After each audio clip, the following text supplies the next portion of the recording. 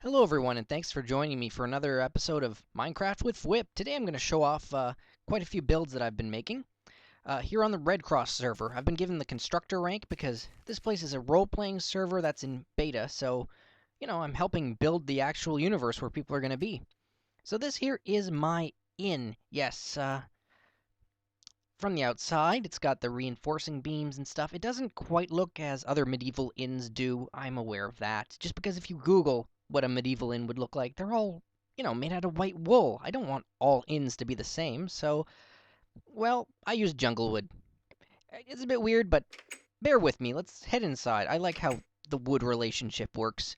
Now, this section here is a different color than the other one, because in role-playing, characters most likely, when they head into inns, well, this is where they'll gather, this is where people get quests. The inn is one of the quintessential areas in role-playing universes. So, here we are. I really like how the wood works with everything, like with the ceiling and then the trim and the walls and the floor. But anyway, here's where the innkeeper would stay. He'd keep his logs here in the bookshelf.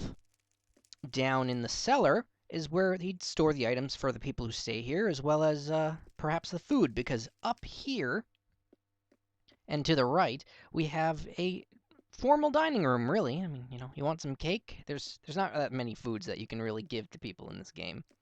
And then here we have a bathroom. Not bad. I don't know if the sink with a faucet is an anachronism, and what that means, friends, is it out of time? Like, were there faucets in medieval times? I'm not sure. But here's the upstairs where all the rooms are. You've got your fancy double bed with a nice little plant in the corner. You've got your cheaper single rooms, still a great size, nice little view. Of course, the building will get moved somewhere in the world. And then, funny enough, we've got our bed for the couple who aren't getting along together. Hopefully, they'll find some relationship self-help books in this bookshelf. And another nice fancy room with a big window and a couple ferns. It's got three, I think it's, what is it, 3 double rooms, 2 singles, something like that. So it can hold quite a bit of people. I mean, you can shove people who don't know each other in a double room if need be. But as an inn, really it's a gathering eatery place, I think, for the town. I don't think it needs that many rooms. Now we move on to this thing. A little background is that they've got an undead faction, all right? And they haven't really got anything for it yet, so I built this. It's like, it started out as a mausoleum, and then I kind of started making these stone brick, like, artwork. Like, this is supposed to be a hand with the thumb kind of opening up. See, to, I guess, grab people, because architecture is supposed to make things look creepy. And then you've got this giant, I don't know what that is. But this one here on the back is supposed to look like a skeleton with big jangly arms. See, there'd be the face with the eyes. Does that make any sense whatsoever, guys? Let me know. We got 2 snakes, I guess, kind of upside down, just to look really foreboding. And then, of course, well, maybe I'll show that off from the inside, because then we head here into the mausoleum, and then on side by side, we've got these creepy-looking place where all the crypts would be underneath. And it's really especially creepy because of this purple effect coming off of the stairs that really gives it this good effect off that, yeah, there's bodies down here from the 1200s.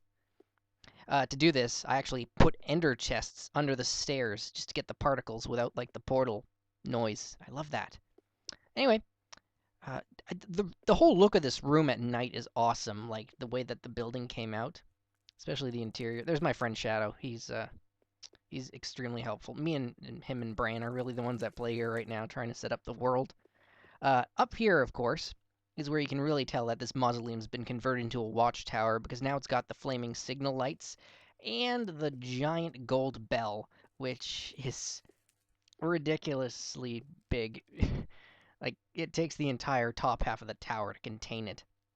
But can you just picture, like, there's a raid going on, some undead watchkeeper lights the signals, runs in here, rings the bell, literally wakes the dead from their graves to save whatever undead settlement they've made. Pretty awesome, I would say. Or, I hope so, but that's what I've got. Anyway, let's head back to where I've set my home so I can show you my current project. Home, please. There we go. Yes, my current project was going to be a church that the undead had converted from like this ruins into a town hall, but building this church is it's just it's turning out so nice that I don't want to ruin it. What I'm doing here is I've got these stone brick stairs that I'm trying to make fancy patterns with, you see, and then putting things behind it to give off this kind of effect. See, we got the obsidian and the cobble and the lit redstone lamps along with the unlit ones. I really like that. It's kind of like nobody's home, and yet you can tell what it is. I especially like this mini roof. The roof is going to be the hardest part to complete, but at least this front one, the lighting effect underneath is getting exactly what I want it to do. Anyway, we'll head inside, and no, I really haven't used these chiseled stone bricks before, but they are going really nice here, where they've got more cross patterns. Redstone torches make good light for ambience, I guess.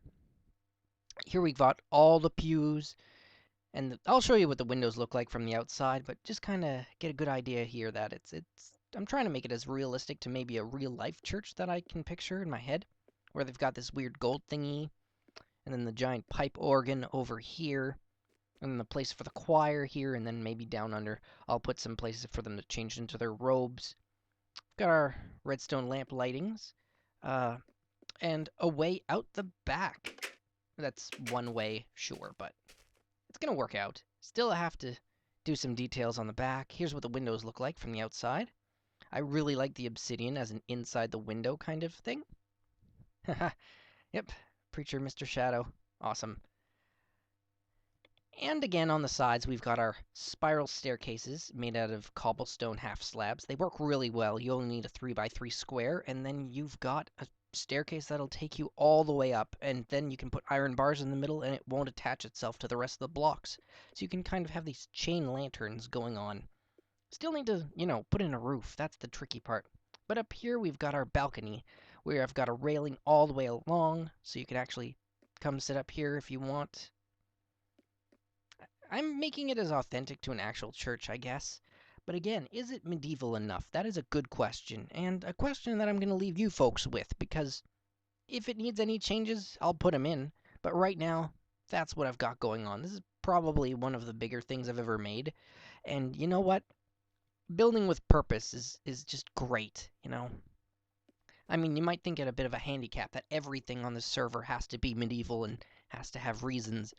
But for me, working within restrictions seems to be the best way to, like, have this great big creative thing going on. Guys? I don't know if that makes any sense to you, but it makes a lot of sense to me, and that's kind of what I'm talking about. Anyway, why don't you guys see what else you can do with stone brick stairs when it comes to designing things like this? Or inward windows and that kind of thing. I don't know if I'm going to be able to show you very soon what the finished roof is going to look like, because I'm just going to put up the video now. Because it's been a while since I ever really built anything, and when I build things, it takes a while, and I'm proud of them. So, thanks for watching, guys. I'll leave you with this little image, because that took a long time.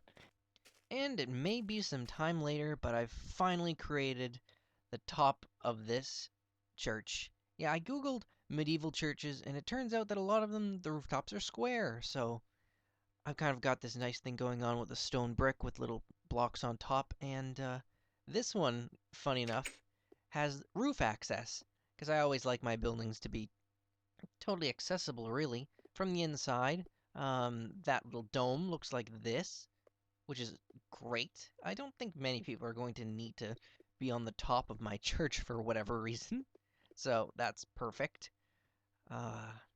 Here, let's just fly around so you can kind of see exactly what this thing looks like. I just copied the window design from down below, if you're wondering how that turned out. It's obsidian around the glass, stairs in different places with some half slabs kind of to give the windowsill that kind of effect. Well, not the sill, but the top. The bottom is still upside down stairs. And it just works. I mean, it sticks out a bit, but you know what? That's why these things have to be there.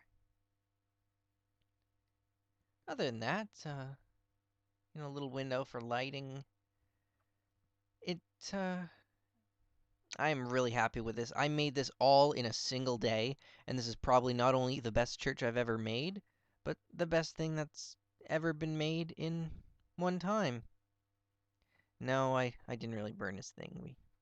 We're playing around a little bit, but that's besides the point. I just want to show you guys what I've been doing around here. And, you know what? Seriously, it's going to be great building things here. And I look forward to showing you the rest of whatever I happen to be building. So, see y'all later. That's me.